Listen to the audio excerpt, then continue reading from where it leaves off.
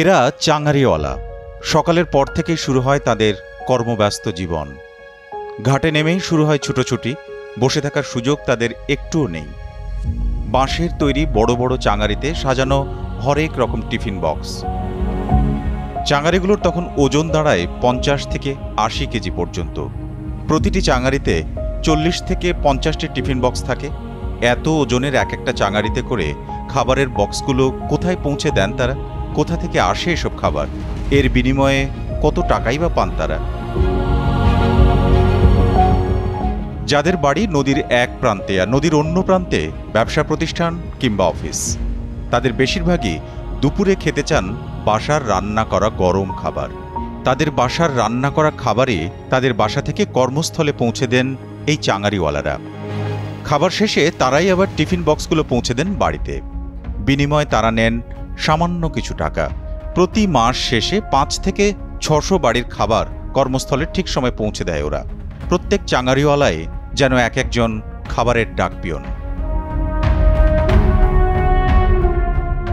রাজধানীর বুড়িগঙ্গা নদীর পাড়ে সোয়ারি ঘাটে দেখা মেলবে এই চাঙারিওয়ালাদের। এরা চাঙারিতে করে নিয়ে আসেন খাবার। খাবার আসে নদীর ওপারের গ্রাম কেরানীগঞ্জের বরিশুর, বোরহানিবাগ, টিনের মসজিদ, মান্দাইল, কুষারবাগ থেকে। সেসব খাবারের বক্সগুলোর প্রাপক মূলত ঢাকার চকবাজার, ইসলামপুর, বাবুবাজার, মিডফোর্ড, নওয়াববাড়ি, শাঁখারী বাজারের ব্যবসায়ী কিংবা চাকুরিজীবীরা। খাবারের বক্সগুলো নিয়ে আসা হয় ট্রলারে করে, আবার কিছু আসে লঞ্চের মাধ্যমেও।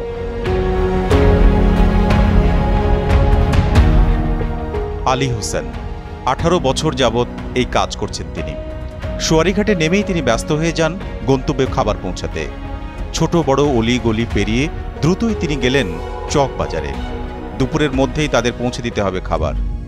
ওনারা থাকার অবস্থা আমাদের 30 বছর ধরে ওনারা আমাদেরকে খাওয়ার আয়না দেয়।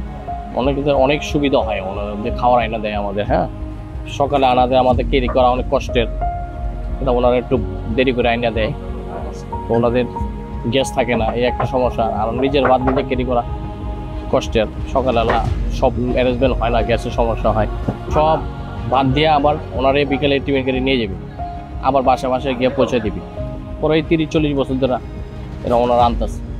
আলী হোসেনের মাসিক চুক্তি অনুযায়ী এক এক দোকানি বা কর্মচারীদের থেকে পান 500 টাকা করে। প্রতিদিন চাঙারিতে বহন করেন 50 থেকে 60 জনের খাবার। ঘুম থেকে উঠা কি করুম, নাস্তা পানি খাই, নাস্তা পানি খায়া রেস্ট মেস লইয়া এই যে মনে করেন এইগুলা উঠাই, টিফিন বাড়িতে গিয়া তারপরে এই যে সংগ্রহ কইরা এই যে এই পার আছে গাড়িতে আয়া, এই যে মনে করেন মার্কেটে আয়া, এই যে বোট গাড়িতে এলা এই যে আয়া বাদ দেওয়া স্টার্ট করি। পরিশ্রম আছে না, পরিশ্রম তো আছে। একটা চাঙারির ওজন হয় 2 মণ 2.5 মণ। বুড়িগঙ্গায় এমন চাঙারিওয়ালারা সকাল থেকেই বিভিন্ন এলাকায় বাড়ি বাড়ি গিয়ে খাবার সংগ্রহ করে সেই খাবার ট্রলারের মাধ্যমে নদী পার করে নিয়ে আসতে হয় সোয়ারি ঘাটে। সেখান থেকে মাথায় চাঙারি নিয়ে পৌঁছে দেন মানুষের কর্মস্থলে।